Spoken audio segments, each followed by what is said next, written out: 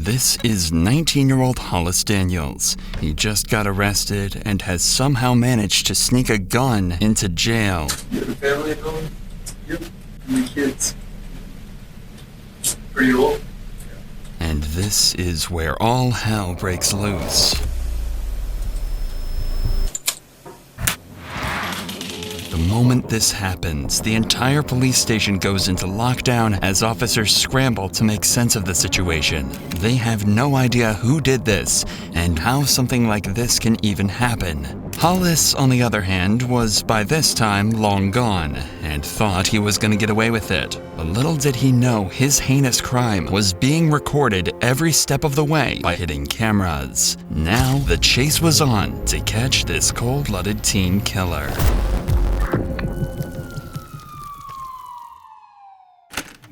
You know, it's funny. My mom called me and said, "Reed, are you okay? There's been a shooting, and they say it's you." And immediately then I knew I'm going to jail for the rest of my life. At around 1 a.m. on the 8th of October, Hollis Daniels got into an argument with his friends. Allegedly, Hollis had stolen his friend Leo's gun and at one point even threatened him with it. As Hollis left the house that evening, Leo called the police telling them exactly what happened, and Hollis was pulled over at around 1:30 a.m. Had the traffic stop you're about to see ended even slightly differently, Officer Floyd East Jr. might still be alive to this day. Hey, what's going on, man? I'm Officer Police Department. Where were you coming from? Nobody's house. We got a call about you causing a disturbance. A disturbance? Yeah, over at your friend's house. What's your friend's name? Leo? Leo? Yeah. Okay, why is Leo calling us telling us you're messing with him? I have no idea, sir. Because I guess he didn't. I don't know. I'm not sure, sir. Okay. You have any guns or any weapons in the vehicle? Any drugs or anything like that? Step out here and talk to me, man, okay? Okay. Is that necessary, sir? Yeah, it is necessary, okay? Just come stand over here for me, okay? After stepping out, Hollis tells the officers that he did get into an argument with his friends, even getting thrown onto the floor at one point. However, he's adamant that he didn't steal anything from them, especially not a gun. The cops, though, aren't so sure, and want to search his vehicle to prove him wrong. You don't have a gun inside the vehicle? You have a gun on your person? No, sir. No, I pat him down. Yeah, I pat him Do you down. care if we search your vehicle? Yes, sir. I kind of do. Thanks, sir. You don't want us to search your vehicle? Yeah, but not because I don't have a gun. I just don't. I'm not consent to that. It's not necessary. I'm on the way home. No, it is necessary because right now you're involved in an investigation. That's why I'm asking if you have a gun in your car. No. I cannot search your vehicle for a gun. Yes, sir. Okay, then hang on to him. I'm going to go there and see what's going on that side, and then I'll be back over here. So, might as well just put him in the back of the vehicle. Okay. All right. So we figure out what's going on. Okay. As Hollis didn't give consent to search, the officers never ended up looking inside his vehicle. It could have been argued they had probable cause, but in this situation, the officers must have thought it was a gray area and let it slide. Sources say that it's very likely Hollis did indeed have the gun with him in the car, and that a search would have likely recovered the weapon and saved Officer Floyd's life. But instead, Hollis was given a friendly send-off and allowed to return back home. Damn, you said I tried to kill him? Or you said that I said that? Yeah, that's what he told the other officer. You can carry on with your night, man. Be home safe, buddy. Get some new friends. The very next evening, a call came in from a student saying that they'd heard a gunshot and saw another student holding a gun. The cops, of course, took this extremely seriously, as they were worried that he might harm himself or others on the campus. So at 5:59 p.m., Officer Floyd East Jr. conducted a welfare check with his partner. Texas Tech Police Department, we're keying in. Inside, Hollis was nowhere to be seen, but the officers did manage to wake up his roommate, whom they were able to question about Hollis's whereabouts. Hey, what's up, man? What's your name? Andy. Andy? Is that who we're looking for? No, we're looking for Hollis. I just woke up. I'm sorry. That's okay. What do you know about your partner that lives in this room down here? Hollis Daniels? Hollis? I don't know a whole lot about him. Really. I don't know, I haven't really hung out with these guys a whole lot. Okay. Despite the lack of information, though, it wouldn't take long for the cops to find something extremely unnerving that confirms their suspicions. There's a gun right here. A revolver. That's what's here, too. Unfortunately for the cops, this isn't the weapon that they're looking for. It's actually just a CO2 gun, and the cops eventually end up coming dry on any real firearms or evidence that one has been discharged here. However, they don't stop on their search, and they instead happen on something that worries them even more. Probably is some drugs and paraphernalia in there, but we can't tell from plain view, so we'll just go ahead and seize all that. And I don't know what those pills are, but there's another in there. And when I was looking inside this box, it looks like there's a little bag with some marijuana, maybe. The cops found small amounts of marijuana and a larger quantity of X concealed in a bottle that was supposed to be for antibiotics. According to his friends, Hollis had recently developed an addiction for X and was illegally obtaining it alongside smoking weed to supposedly treat his anxiety. If that was indeed the case, imagine how nervous he must have felt when he returned home at 6:29 p.m. to see 4 police officers searching his dorm. Hang on, what's your name, bud? Come here, buddy. What's up? What's your name? Andreas. No, it's not. What? No, what's going on? We've already talked to your other 3 roommates. We know what they look like. Yeah. That was a good try, though.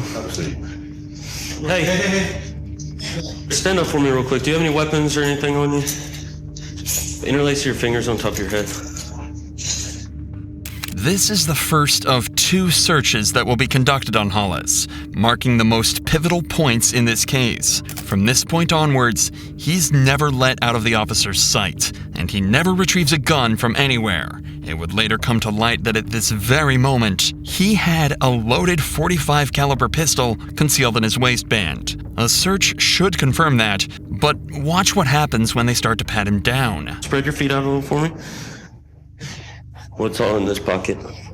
Money? Money? Yeah, I can take it out? Yeah. Is it okay to just empty out all your pockets while we're doing this? Do you have... Don't move your hands. Do you have... Is that necessary? I'm asking you a question. No, I don't consent to that, no. Okay. Somehow, the officers don't find the gun that'll be used to shoot one of these officers in just 1 hour from now. But the cops are clearly still suspicious. He gave a fake name and seems extremely nervous while being searched, tentatively asking to avoid searching in certain places. So what's going on with all the stuff in your room? I smoke pot sometimes, I said, and I have a few pills in there, yes, sir. All that stuff in there's yours? Yes, sir. Okay. So you don't have a prescription for Xanax? No. Because that's a lot of Xanax for one person. While he's not in cuffs, Hollis seems remarkably calm, so while he's relaxed, they ask him a couple questions about the weapons before they throw him in cuffs. I have, I do have a pellet gun, but it's not loaded. Yeah, we saw that too. CO2. Okay. Well, What do you use the CO2 gun for? Honestly, I haven't even loaded it down here. Back home, we used to just shoot squirrels and stuff. I thought it'd be kind of fun, but then I realized I got here, there's not many squirrels here, you know what I'm saying? Then we also got a report of the gunshot. There was no gunshot. In here? That's what we're told. By who? Somebody that heard it. So yeah. Oh, no, yeah, I wasn't even here last night. I was over at my buddy, 28th Street. What time did the shot go off? Because if you look up the police reports from Officer, what's his name? It was Duckworth, Officer Duckworth. We went through this whole thing. Did he write you a ticket or anything? He didn't write me a ticket. He let me go because the whole situation was they thought that I stole their gun, and so then they went and searched my car. You can look and I see you can look at his what time he pulled me over, and I bet that whatever time the gunshot was reported won't actually, because that wasn't. When the cops checked the reports, it turned out he was telling the truth, and the body cam from last night's traffic stop backs this story up. At this point, the cops could start to connect the dots. A kid accused of stealing a gun is now being accused of shooting it at university. It could definitely be assumed that something's gone overlooked. Either way, Hollis has been found in possession of multiple illegal drugs, so the cops finally decide to arrest him. What's the bond and stuff, you know? I don't know. We'll have to. It all depends on the weight and how much of the pills there are to kind of determine the. The cops then start a second pat-down, one that Hollis remembers vividly. He says he felt the officer check just millimeters away from the weapon, but somehow never finding it. Hollis was then escorted from his dorm into a squad car, where Officer Floyd tragically missed another opportunity to stop what happened to him in just 50 minutes. As Hollis sits down in the patrol car, Officer Floyd hears a strange noise. I'll be clear. 1-1 male. What was that big thump? Oh, my handcuffs. That noise wasn't his handcuffs at all. It was actually the sound of his gun falling down the leg of his pants and hitting the floor. As well as lying through his teeth, he was even able to reach down and fully conceal the gun back in his pants before finishing his journey to the Texas Tech PD. When they arrived, a 30-minute countdown full of tragic and negligent mistakes would begin to take place. At 12 minutes past 7, one of the officers says that if Hollis continues to cooperate, they'll remove his handcuffs. If you cooperate with me, we'll go ahead and pull these cuffs off a little bit, okay? And 2 minutes later, at 14 minutes past, the officers make good on their promise and take his handcuffs off. 90 seconds later, Hollis and Officer Floyd enter a room to run through some paperwork and are left alone. There is no footage of another search taking place before or after they entered this room together. At 7:44 p.m., Hollis asks Officer Floyd 3 questions. You have a family at home? Yep. How many kids? Pretty old.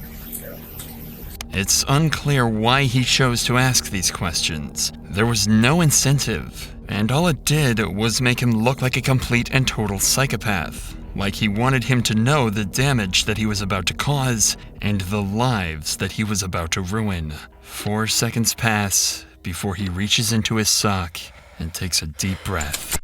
The shot echoed through the station, alerting officers nearby.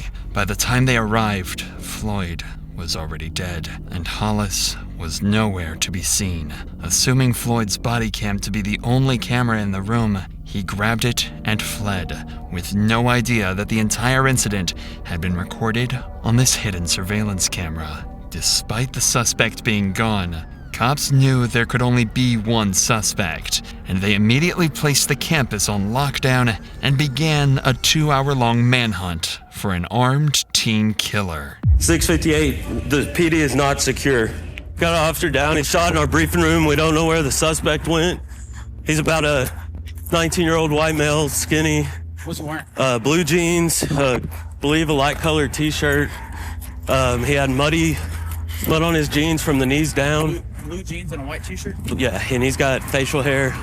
Can you relay the information one more time? Yeah. To our sergeant so we can get all the perimeter units clear on what we're looking for. What's his last name? Daniels. Daniels' last name, first name Hollis. After securing the area, detailing a full and proper description of Hollis, and searching the campus for a total of 90 minutes, Hollis was eventually found and apprehended without further injury. When he was finally caught, he said cold-bloodedly that he was, quote, the one that shot their friend. He was found carrying Floyd's body cam and a loaded .45 caliber pistol. At every turn, Hollis got as lucky as he possibly could have, while Floyd got the opposite. After being caught, Hollis also told the officers that he'd done something f***ed up and illogical, implying that he had some remorse for what happened. However, a phone call to his family recorded at 11:14 that night showed that the only thing he regretted was being caught. I'm getting on the phone with a criminal defense attorney. I would really advise you not to say anything. Yeah, on the call, I haven't been saying anything. Huh? I haven't been saying anything really. Okay. But there's pretty solid proof against me, and that's the problem. I know that. I know that, Reed. And I know that you think that doesn't matter, but I'm telling you, it's just, no. You know me, Carrie. You know me. I'm not gonna say. I supported someone who assaulted me yesterday. I said no, he didn't even assault me. You know me. I'm not gonna say anything that would jeopardize that. I'm just saying, it's just, I love you, and you'll get through this. Yeah. It's my dumb fault that I shouldn't have done this anyway. I'm stupid. Hollis's demeanor in this call is frankly terrifying. It's almost as if he's talking to his family about the drug charge and not the first-degree murder charge. And the biggest issue on his mind seems to be being kicked out of school. This may be a little more extreme. I think that they're probably going to kick me out of Texas Tech High School. And I think that they're... Huh?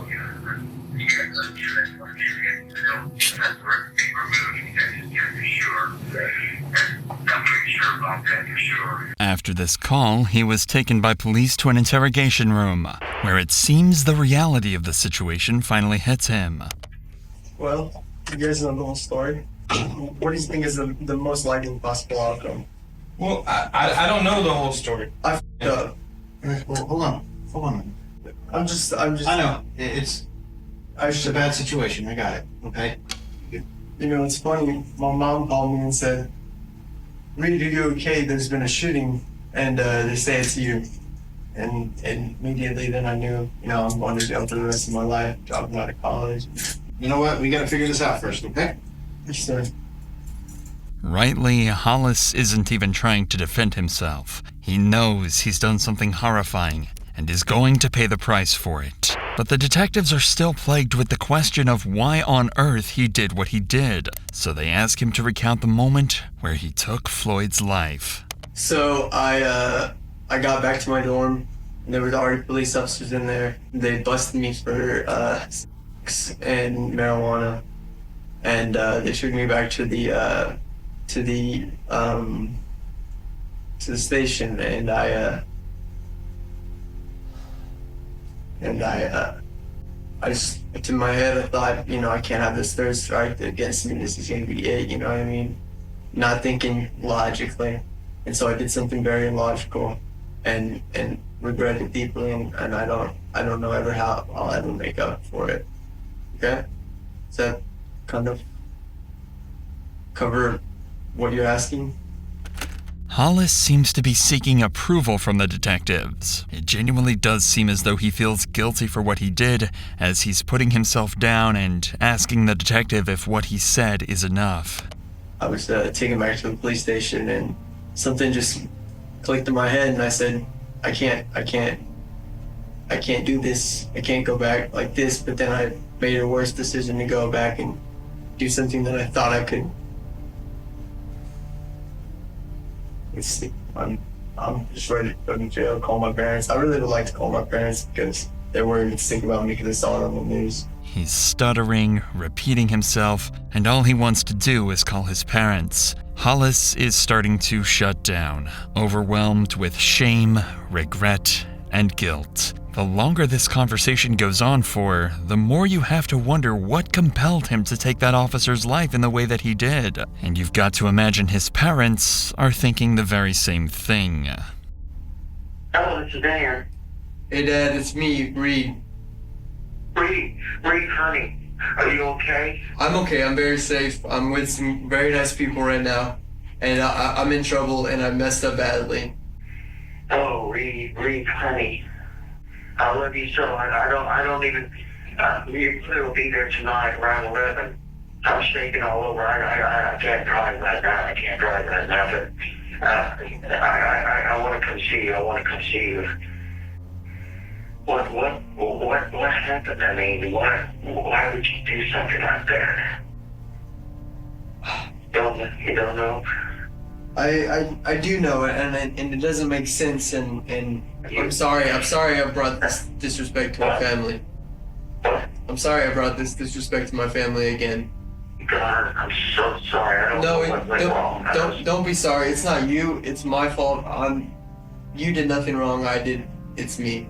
And I think they're gonna put me away for a little while, and there's nothing I can do about it. I'll talk to you when I get there. I love you. Okay. Yes, sir. I love you, Dad. 25 to life. Plus more because of other stuff. I mean, look. That would be the responsible thing to do, is to give me jail time, and then maybe I can go for parole. But that's just gonna change.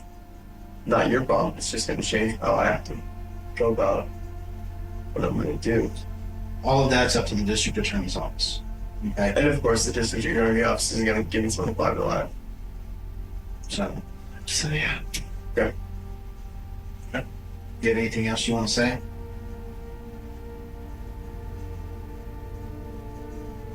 I guess not. But Hollis's motive for all of this, though, would be the biggest mystery of all. Some say it was influenced by his addiction. Some say that he had undiagnosed mental problems, or a combination of the two. At the end of the day, it's all speculation, and we can only turn to what he said in court. It doesn't make sense. I thought I was stuck. I thought it was all over. I thought this was an opportunity to go out, to commit suicide.